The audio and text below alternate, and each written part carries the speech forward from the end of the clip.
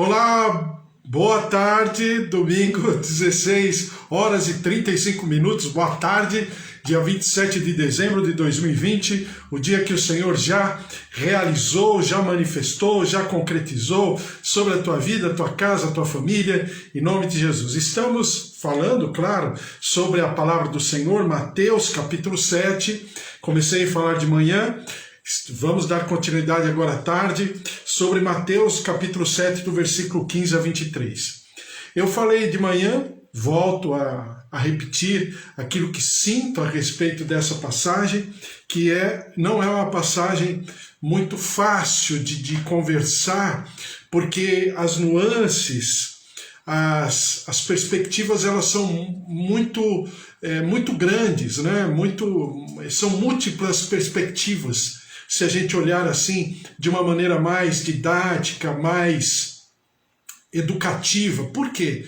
Porque são várias situações e que nós temos que trabalhar o nosso discernimento e muitas das vezes para não sermos pegos de surpresa. E outra, essas constatações não podem causar um enfraquecimento da nossa fé. Uma coisa é uma coisa, outra coisa é outra coisa. Uma coisa é eu crer no Senhor Deus. Outra coisa é eu conhecer o gênero humano e saber que o gênero humano é passível de erro, de falhas. Todos nós. Então, eu preciso saber que nem sempre a aferição de um lobo no meio das ovelhas é uma questão muito fácil. Vamos ler o texto aqui. Mateus capítulo 7, versículo 15. Acautelai-vos dos falsos profetas, que se vos apresentam disfarçados em ovelhas, mas por dentro são lobos roubadores. Pelos seus frutos os conhecereis. Colhem-se porventura uvas do espinheiro ou figos dos abrolhos? Assim toda árvore boa produz bons frutos, porém a árvore má produz frutos maus. Não pode a árvore boa produzir frutos maus, nem a árvore má produzir frutos bons. Toda árvore que não produz bom fruto é cortada e lançada ao fogo. Assim, pois, pelos seus frutos os conhecereis. Eu vou ficar só nesse trecho, né? O primeiro versículo, que é o versículo 15, a gente conversou um pouquinho de manhã, falando sobre toda a estratégia de caça do lobo, né? O lobo e a matilha. O lobo sempre está em coletivo, em bando, né? Só que o lobo escalado para estar em meio às ovelhas é exatamente o lobo que se parece mais com as ovelhas, em termos de pelos, né? Aquele pelo um pouco mais degradê, mas é uma pelagem clara, né? Geralmente o lobo ele tem, assim, vamos dizer, uma mesma altura dos outros animais, das ovelhas. Então, para o pastor que olha de longe, né, que olha de cima ou de longe, a distância, no mesmo nível das ovelhas, é muito difícil identificar, não é fácil. E contrariamente aos animais que o Senhor Jesus já se utilizou de ilustração, né, que são os cães e os porcos, ao contrário dos cães e os porcos, o lobo ele é sorrateiro, ele é um animal, quando no momento da caça, é um animal muito silencioso, muito tranquilo, muito focado naquilo que ele está fazendo. Não é como os cães ou não é como os porcos, que faz barulho e tal, aquela coisa toda. Então ele é muito mais difícil na natureza, no dia a dia do pastor, de ser identificado. No momento que o pastor identifica, na maioria das vezes é tarde demais, porque a matilha toda já cercou. E geralmente o mais, vamos dizer assim, o mais cruel, o mais violento da matilha, geralmente ele fica encarregado do pastor. Porque, e eu sempre falei, né, mas como é que o lobo sabe tudo isso? Ele é tão inteligente? Não, é um animal muito inteligente. Mas os animais de caça da floresta, selvagens, eles acertam por erro e acerto, né? Por erro e acerto. De tanto testar, de tanto fazer, eles vão criando vamos dizer assim, um know-how. E assim são os lobos. Então esse vai em cima do pastor, porque eles já aprenderam que quando o pastor se vê pressionado, enclausurado, né? E no meio de uma matilha, geralmente ele vai cuidar da vida dele e não vai cuidar da vida das ovelhas. Então é exatamente essa dinâmica de caça. E a palavra do Senhor também fala, mas por dentro, pelos seus frutos conhecereis. O que é conhecer? Quando você vai para o hebraico, conhecer significa dissecar. E um servo de Deus não precisa dissecar Deus, né? O servo de Deus não precisa, desculpe o termo, mas matar Deus para dissecar, não é essa a questão. Mas conhecer, no hebraico, significa ter uma intimidade, andar junto, ter as mesmas palavras, ter os mesmos gostos. Aí você vai falar, mas por que eles tinham os mesmos gostos e se encontraram? Não, mas é porque eles criaram uma conexão tão grande que eles passaram a ter os mesmos gostos. Então conhecereis, né? E colhem-se porventura uvas dos espinheiros ou figos dos abrolhos?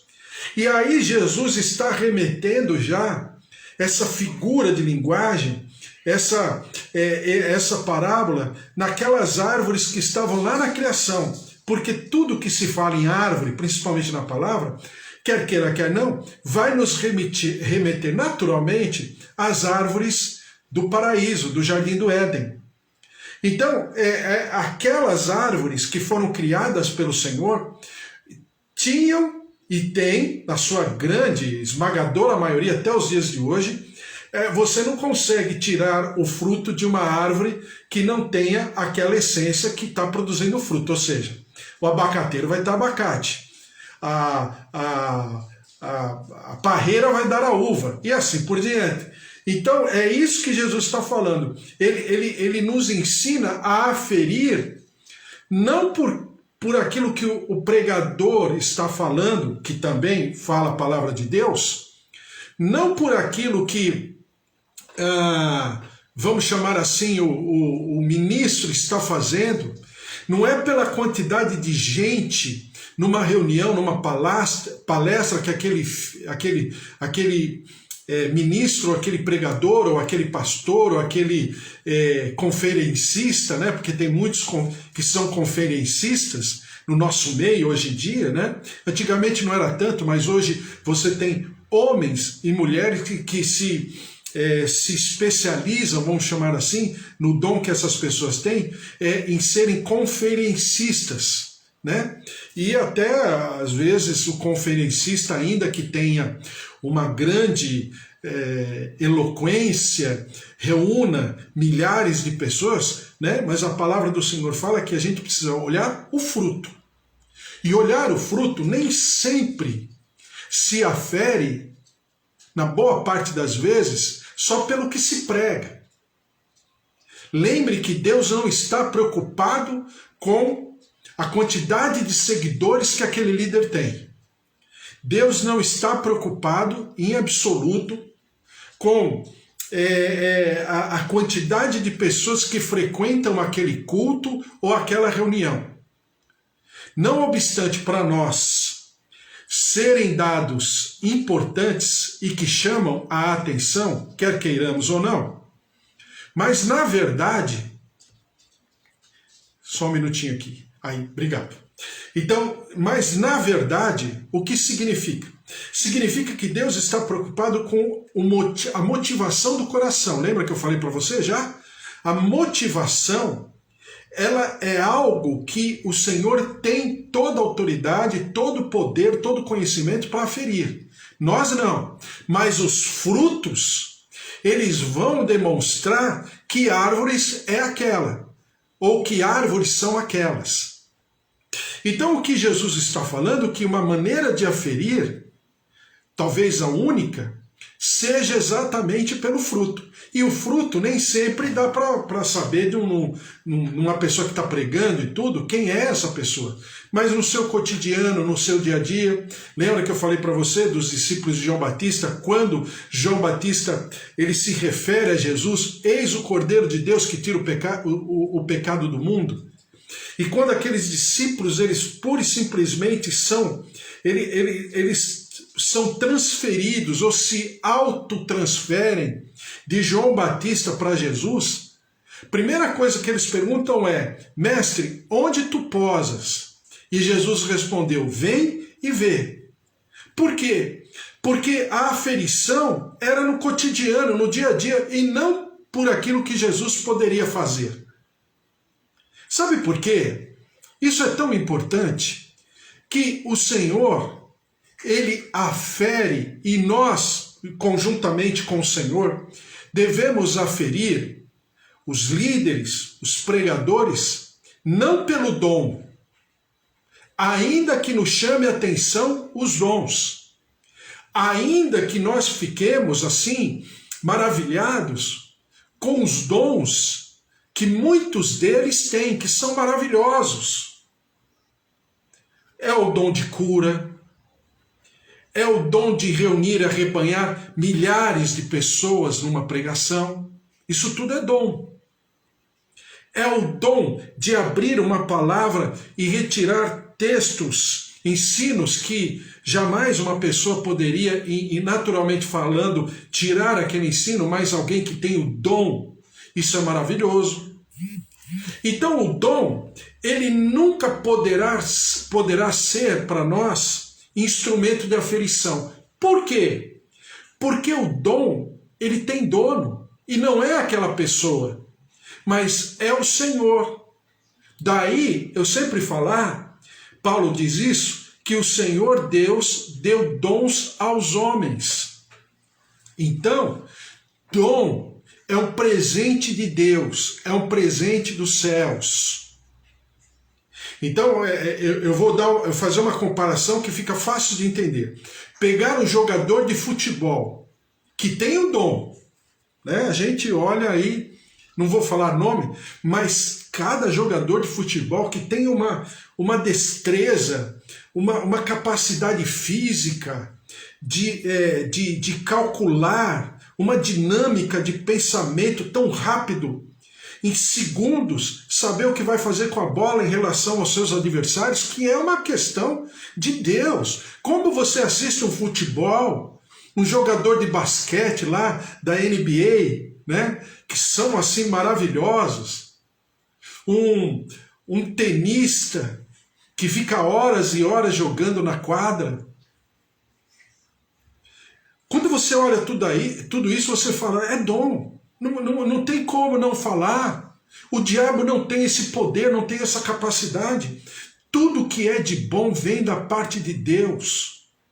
Um poeta, quando expressa os seus pensamentos, que geralmente é o sentimento da nossa alma, e que nós pensamos, meu Deus, ele está pensando, escrevendo e colocando em versos aquilo que eu penso, aquilo que eu sinto.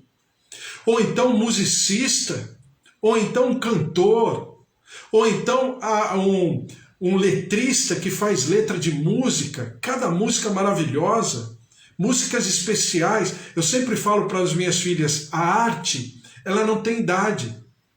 Então você tem músicas, tem pinturas, esculturas, artes. Então não enxergar aquilo. Quando você olha uma obra de arte, quando você vai no museu, que eu gosto de museu, eu acho tão bonito, que você vê aquela delicadeza na pintura, na escultura, e não saber que, não obstante a pessoa que produziu, que tem a sua qualidade, tem o seu esforço, tem o seu trabalho, mas não saber que aquela inspiração veio da parte de Deus, não tem como. Agora, a Bíblia diz que o Senhor Deus dá dons aos homens. Se aquele homem, ou aquela mulher, ou aquele que tem o dom, vai produzir e ao mesmo tempo terá o seu coração temente a Deus, são duas coisas diferentes.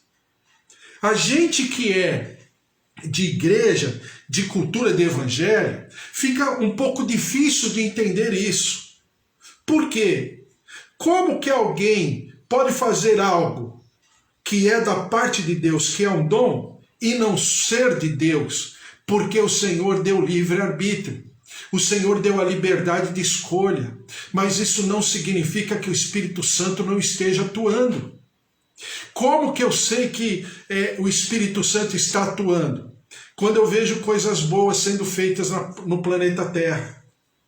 Quando eu vejo que, não obstante toda a destruição, toda a intriga, toda a confusão, todo o conflito, toda a guerra, toda a falta de paz, as necessidades, a miséria, a pobreza, né? O ser humano se tornando cada vez mais bestial, cada vez mais animal. Como que eu sei que o Espírito Santo está atuando? Porque ainda existem coisas boas. Porque ainda o homem consegue fazer coisas boas. Se ele faz em nome de Deus ou não, é uma outra história. Então, nós aqui dentro da casa do Senhor, nós aqui em relação à obra de Deus, nós não podemos aferir alguém pelo dom. Cantores maravilhosos, louvores maravilhosos. Mas aquela pessoa, quando escreve, meu Deus, quando ela escreve sobre a glória de Deus, Senhor. Mas nós não podemos aferir pelo dom, mas pelo exemplo. Por quê? Porque é aquilo que Paulo diz: sede meus imitadores, assim como eu sou imitador de Cristo. Então, nós somos aferidos pelo exemplo. Primeiro, motivação no coração. Segundo, o exemplo que nós damos. Se são frutos de edificação ou de conflito. Então, por exemplo, uma boa parte das pessoas que eu vejo, às vezes, tão eloquentes, pregando, maravilhosos, né? Homens, assim, mulheres que têm um dom, uma capacidade maravilhosa, que eu admiro demais. Mas isso não significa, primeiro, que ele não vai errar. Ou ele ou ela, né? Não vão errar em algum momento. Por quê? Porque faz parte. Faz parte de um ser caído. Por mais que a pessoa queira, como eu, como você, nós sempre vamos desapontar alguém, nós sempre vamos causar amargura a alguém, um ressentimento sem querer. Faz parte. E nós vamos errar durante a história, a trajetória de vida. Porque é um fato. Não é apenas e tão somente algo que vai acontecer com um e não vai acontecer com outro. Vai acontecer com todos. Por quê? Qual a razão? Porque somos seres humanos. Então é um fato. Eu não posso atrelar a minha fé ao Senhor usando como termômetro, como aferição, a vida das pessoas, se fazem certo ou não fazem. A minha fé tem que ser maior do que isso. Tem que não apenas aferir, mas tem que ser capaz de transpor esse obstáculo. Segundo, eu não posso pegar, por causa do erro da pessoa, começar a nivelar todas as pessoas por baixo. Por exemplo, como fazem quando se fala sobre vida financeira de uma igreja, ou se fala sobre a condição financeira de um servo de Deus, de um pastor, de um missionário, de alguém que ministra a palavra. Por quê? Porque na maioria das vezes, as pessoas que falam, na maioria, não na totalidade, não é isso, mas na boa parte das vezes, as pessoas que falam, elas se utilizam como argumento para se esconderem, né, sob uma capa de quem está dizendo que todos são iguais, que todos roubam, que todos passam a mão na bolsa do dízimo da oferta, né? Como aconteceu, por exemplo, com Judas em relação a Jesus. O primeiro tesoureiro da igreja cristã foi ladrão. Não foi Judas, um dos 12 de Jesus? Mas nem por isso os discípulos ou o próprio Senhor Jesus deixaram de cumprir com seus ministérios, a despeito de Judas. E você não vê ninguém falando mal de Judas, ninguém tocando no nome de Judas durante toda a história da palavra de Deus do Novo Testamento. Por quê? Porque foi alguém que errou, Alguém que foi aferido nos seus frutos, se percebeu, porque Jesus fala um momento lá para Judas, ó, o que você tem que fazer, faça depressa. Então você tem ali dados para aferir os frutos de Judas. Quando ele, por exemplo, avalia a oferta de uma mulher, quando ela derrama num vaso de alabastro de uma essência de perfume pura sobre Jesus, e ele já calcula o prejuízo. Se esse dinheiro fosse usado de maneira melhor. Aí Jesus o exorta e fala, ela está me preparando para a minha sepultura. Então, o que você percebe? Havia em Judas todo um histórico para que depois se afere e depois a gente tem o fruto. Qual o fruto? Ele tenta contra a sua própria vida e se enforca. Ao passo que Pedro, que também errou, e Pedro que também falhou, Pedro que também negou a Jesus, Pedro que traiu a confiança, entre aspas, porque Jesus, claro, tinha discernimento e ele mostra isso, horas antes, Pedro, antes que o galo cante você me negará 3 vezes. Satanás quis te peneirar, mas eu intercedi por você. Então Jesus conhecia, claro, Pedro, e a Bíblia diz que no momento ali crucial, Pedro nega Jesus 3 vezes. E a Bíblia diz que Jesus fitou-lhe nos olhos, quer dizer, olhou nos olhos de Pedro, mas não foi com recriminação, com acusação, mas foi o Jesus que amava o seu amigo, amava o seu companheiro, o seu discípulo. E a Bíblia diz que Pedro chorou amargamente, ou seja, ele poderia ser visto por alguém com uma lente um pouco mais, deturpada, poderia dizer que Pedro seria um lobo no meio de ovelhas, e não, foi apenas uma pessoa que errou. Você está me entendendo? Então eu preciso trabalhar isso de uma maneira muito consciente, coerente, amadurecida. Não é qualquer pessoa que pode aferir e falar se fulano fez ou não fez.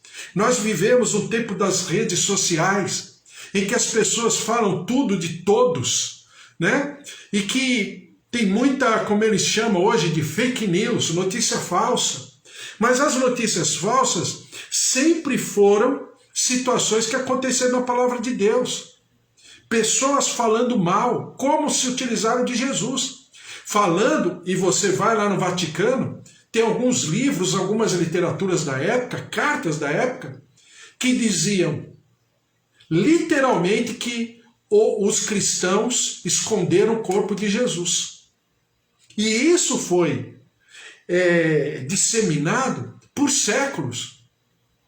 Até hoje, existem pessoas que dizem que Jesus não existiu. Ou se Jesus existiu, não existiu nessa consistência, nessa autoridade, nesse poder, como um filho de Deus, como o representante do gênero humano perfeito.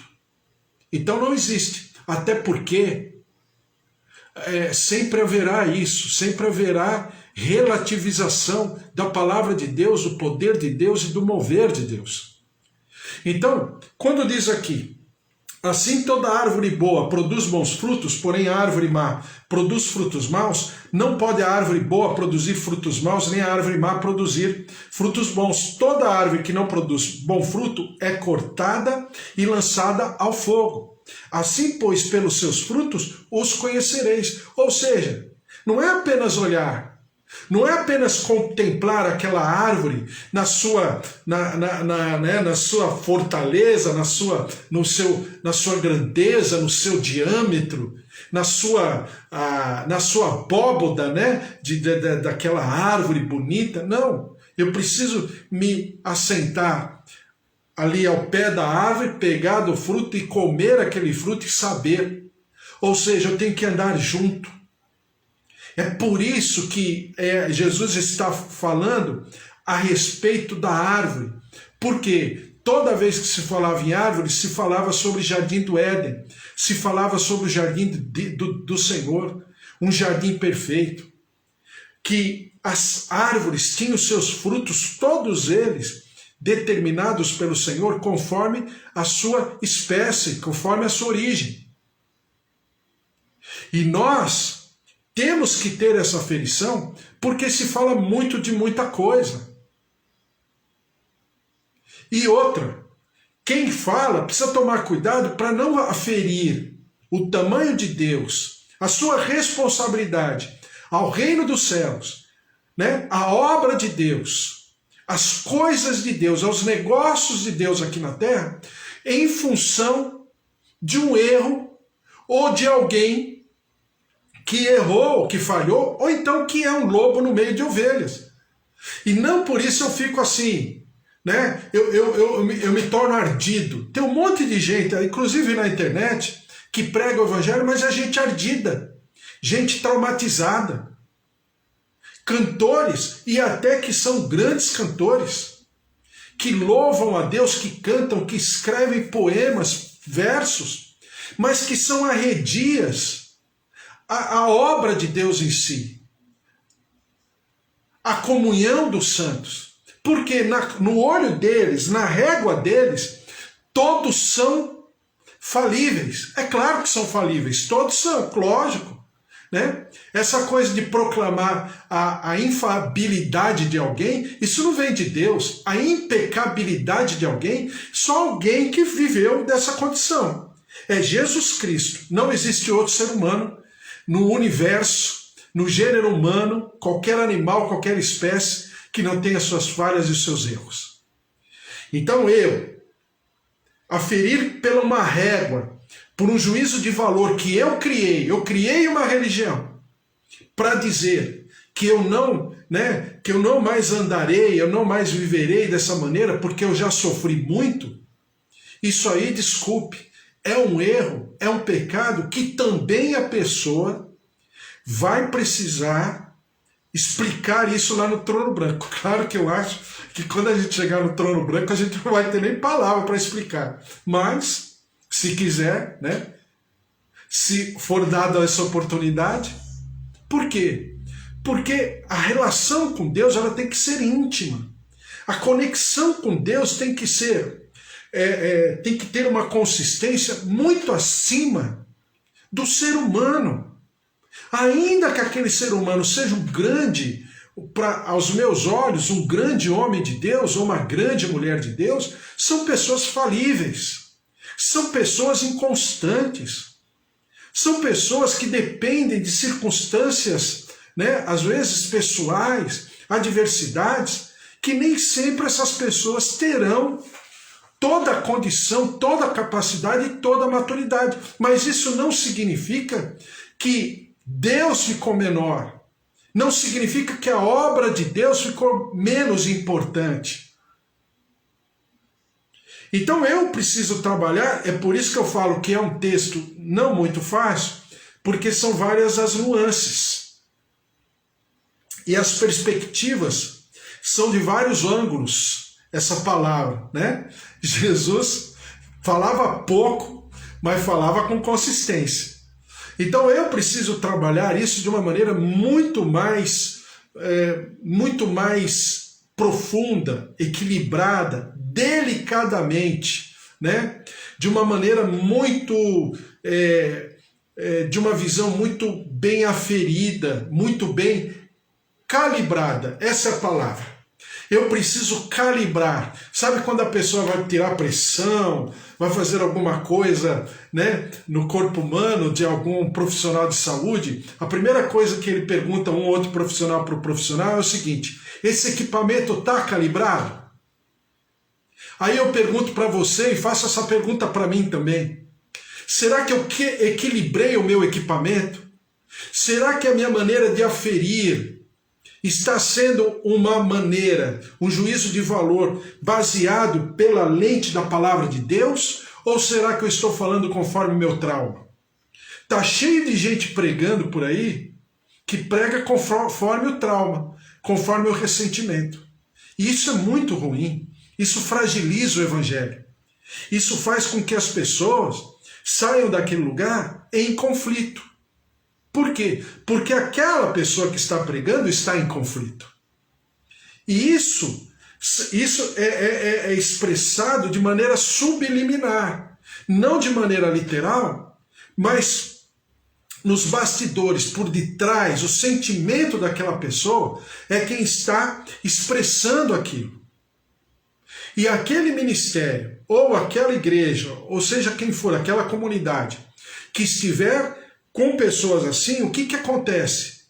As pessoas, os ouvintes, os receptores, geralmente reproduzirão aquilo. Só que reproduzirão numa condição, às vezes, até menor que quem está pregando. Por quê? Porque não tem a mesma experiência, porque não tem o mesmo conhecimento, não tem a mesma capacidade de aferição, recebeu goela abaixo aquilo e começa a reproduzir.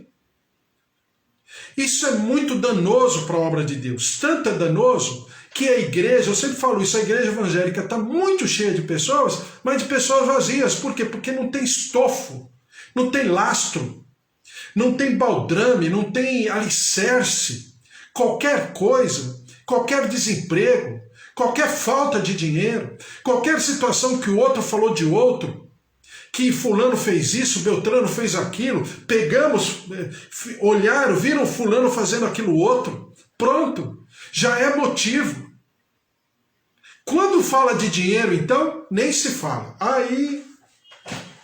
Aí a situação fica quase que insustentável.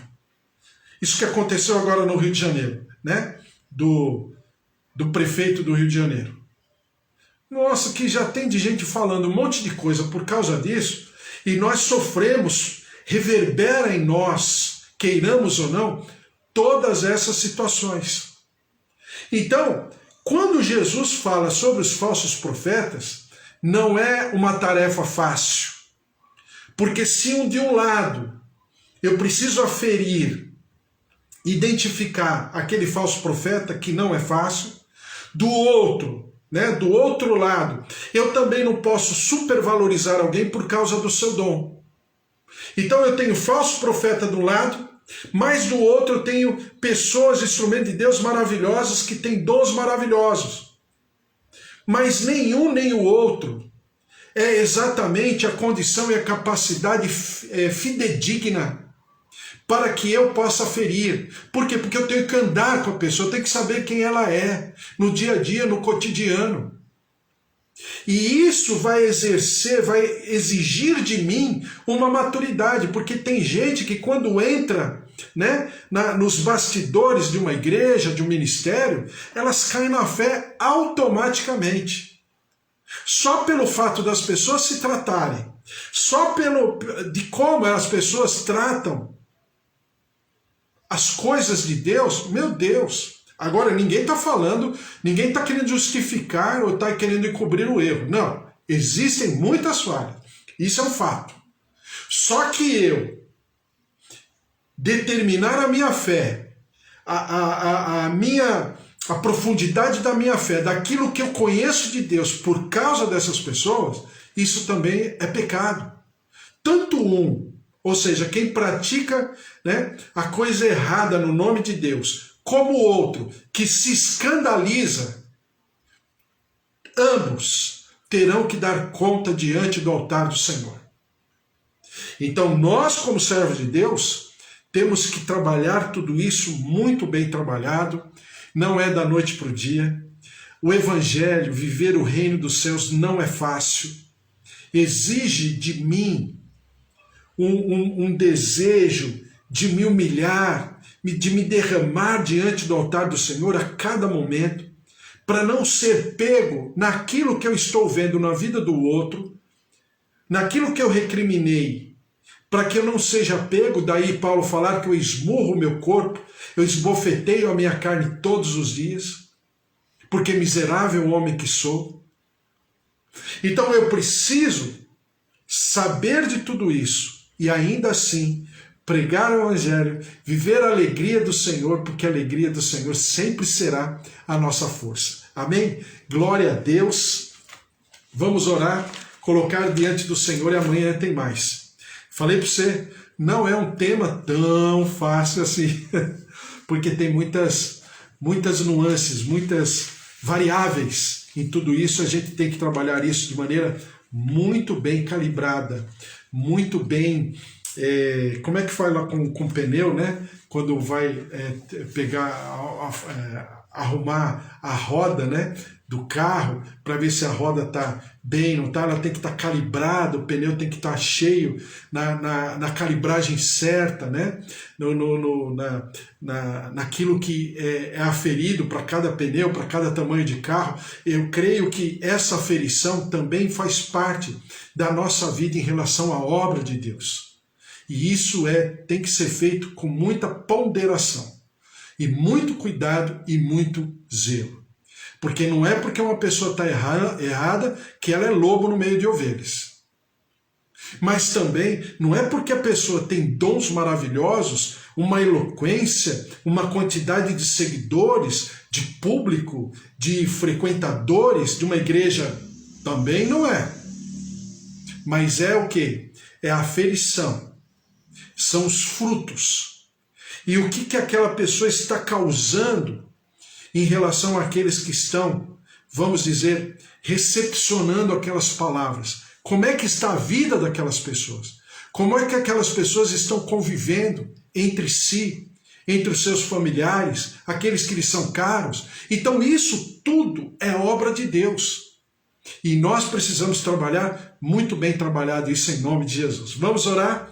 Glória a Deus, a glória, a presença, o poder de Deus esteja sobre a tua vida, a tua casa, a tua família, todos aqui, meus pais, a Cida, os filhos, filhos, Nora, também a Carol, a Gigi, todos vocês, a glória, a graça, a presença do Senhor se derramando sobre cada vida, fortalecendo, revigorando, restaurando, renovando, em nome de Jesus. Márcia, Fábio, Bispo Antônio, familiares, João, Roseli, familiares, Dona Nadir, seu Toninho, familiares, seu João, Dona Dária, familiares, meus tios, minhas tias, meus primos, familiares. Hoje é aniversário do meu irmão Roberto. Olha, hoje é aniversário do meu irmão Roberto. Deus abençoe, Roberto, tua casa, tua família, Regina, crianças. Claro que quando eu falo crianças, eu falo com muito carinho, né? Uma por causa da minha idade, outra por causa do meu carinho. Porque não é criança, mas as crianças, os filhos. Deus abençoe a todos vocês em nome de Jesus. Vamos orar. Senhor, nosso Deus, nosso Pai, eu te louvo e te agradeço porque nós podemos pensar, falar sobre a tua palavra de maneira muito coerente, equilibrada e para aprendizado, para edificação, porque lâmpada para os nossos pés é a tua palavra e luz para os nossos caminhos. Por isso, derrama-te, continua a falar, continua a ministrar, continua a exortar, edificar, consolar, porque a tua palavra é perfeita. Ela não traz dúvidas, ela nos purifica, ela divide a alma do espírito e nós vivemos por causa da palavra, porque a palavra se fez carne e habitou entre nós, Jesus Cristo, o autor e consumador da nossa fé. Por isso derrama-te sobre cada familiar, cada servo teu, cada serva tua, filhos, netos, sobrinhos, tios, avós, pais, marido, esposa. Ó Deus, visita as nossas artérias, o nosso coração, nosso fígado, nossos rins, olhos, ouvidos. Toca, Senhor, toca, ó Deus, nos músculos, na estrutura do físico, toda a inflamação, toda a infecção, nós repreendemos e declaramos o poder da vida, a saúde, a plenitude da saúde que vem do altar do Senhor, do Jeová Rafá, o Deus que cura, em nome de Jesus. E nós te clamamos também pelo nosso país, pelo Brasil, essas vidas, ó Deus, que nós perdemos por causa da pandemia, e muitas, mais de 180 mil famílias que estão chorando, ó Deus, os seus queridos, que estão enlutados. Por isso, ó Deus, derrama-te com teu consolo, com teu conforto, com a paz que excede o entendimento. Derrama-te sobre o nosso país, perdoa a nossa terra, restaura a nossa terra, liberta a nossa terra, sara a nossa terra, perdoando-nos os nossos pecados, nossas transgressões, nossas iniquidades, e nós daremos sempre ao Senhor todo louvor, toda honra e toda glória, para que nós possamos viver exatamente essa última semana do ano de 2020 em gratidão, em celebração. Grandes coisas o Senhor fez por nós e por isso nós estamos alegres, estamos como quem sonha, porque o Senhor realizou, o Senhor supriu, o Senhor fortaleceu, o Senhor dignificou a cada um de nós, cada um dos nossos familiares, e nós damos ao Senhor sempre todo louvor, toda honra e toda glória em nome de Jesus. Amém. Amém? Glória a Deus. Que o amor de Deus Pai, a vida vitoriosa em Jesus Cristo e as consolações do Espírito Santo da promessa estejam sobre a tua vida, sobre a tua casa, sobre a tua família, porque se Deus é por nós, quem será contra nós? Se o Senhor é o nosso pastor, de nada nós teremos falta. Por quê? Porque o amor de Deus é maravilhoso e ninguém pode nos separar do amor do Deus vivo que fez o céu e a terra. Um beijo para você, um bom finalzinho aí de domingo, Deus abençoe, estou orando por você, por essa semana, né? Semana especial, última semana do ano, para que o Senhor possa ser exaltado, louvado, adorado por você, pela tua casa, pela tua família, em nome de Jesus. Um beijo para todos vocês, Bispo Antônio, Cida, um beijo para todos, Magda, o Senhor te abençoe, Sueli Filintro, Joel, Josué, Márcia, Fábio, o Senhor te abençoe, Luiz, filhos, netinha que está chegando, aluna, também o seu Augusto, Dona Efigênia, filhos, netos, todos, seu João, Dona Dária, Dona Nadir, seu Toninho, todos sejam abençoados, impregnados, visitados pelo Senhor, em nome de Jesus. Amém. Até amanhã, segunda-feira, às 10 horas da manhã. Valeu, um beijo, fica na paz. Tchau, tchau.